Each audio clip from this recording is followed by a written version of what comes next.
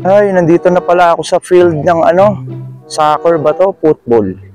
Naghahanap kasi ako ng tsaka medyo madilim na rin pala.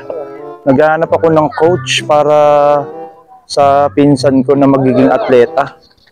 So kaya dito may coach.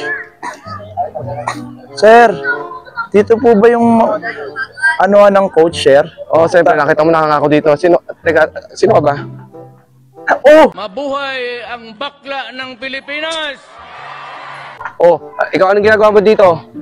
Gabi na. Anong ginagawa mo dito? Tinatanong ko kung anong ginagawa mo dito. Mga-snatcher ka na naman dito siguro. Oh, nakikita mo yung mga training ko. Ano ako dito? Ano ka ba dito? Coach. Magsipilo ka ha? Dilaw na ipin mo.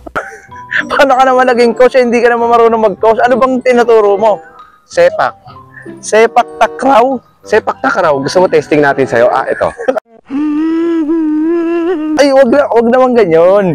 Hindi, sir. Naghahanap kasi ako ng Mag-i-inquire ka ba? Naghahanap kasi ako ng Mag-i-inquire ka nga? Oh, mag-i-inquire ako ng para doon sa pinsan kong gusto ko kasi maging atleta.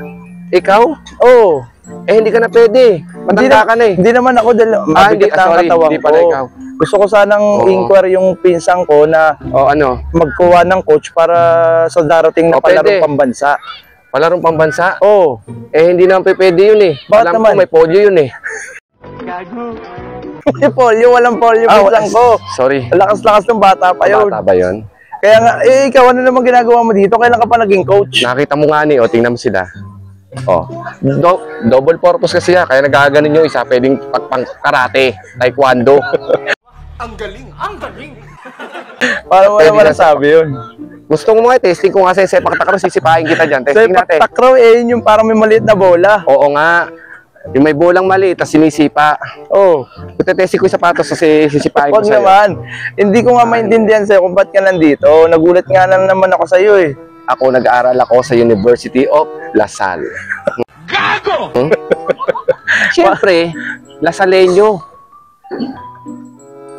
Tristar, La Salle. Ibig sabihin, kinuha ako ng supervisor doon. Ito rin yung pinanlaban natin sa Gilas Pilipinas nung nakaraan eh. Gilas Pilipinas ay basketball yun. Sepak takraw ka. Binago ko na. Marunong ka pa sa akin What? Paano? Dati di kasi ako nagbabasketball. Di ba? Paano? Oo nga, binudol mo nga ka dun eh.